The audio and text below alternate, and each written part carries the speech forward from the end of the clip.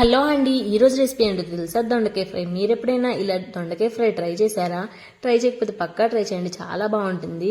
అలానే నేనైతే మా లంచ్లోకి ఇలానే ట్రై చేశాను, ఎందుకంటే నాకు చాలా ఇష్టం ఇలా చేస్తే. సో మీరు కూడా ఒకసారి ఇలా ట్రై చేయండి, మీకు కూడా డెఫినెట్గా నచ్చుతుంది. అలానే దొండకాయలను అయితే ఇలా నేను చూపించే విధంగా పొడువుగా కట్ చేసుకోండి. ఇలా అయితే ఫాస్ట్గా ఫ్రై అయిపోతాయి, ఇంకా మంచిగా కుక్ అవుతాయి కూడా, చాలా బాగుంటుంది. అలానే నేనైతే నా లంచ్లోకి ఇలా దొండకాయలు పల్లీలు ఫ్రై చేశాను, ఇంకా దొండకాయ పచ్చడి కూడా చేశానండి, ఇంకా బీరకాయ వంకాయ కర్రీ చేశాను. ఇలా నా లంచ్ని అయితే మంచిగా కంప్లీట్ చేశాను. మరి మీ లంచ్లోకి మీరేం తిన్నారో కమెంట్ చేసేయండి.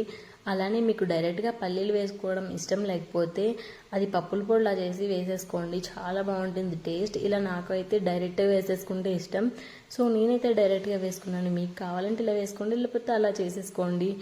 అలానే నా ఛానల్ని కొద్దిగా సబ్స్క్రైబ్ చేసుకోండి. Until then bye bye.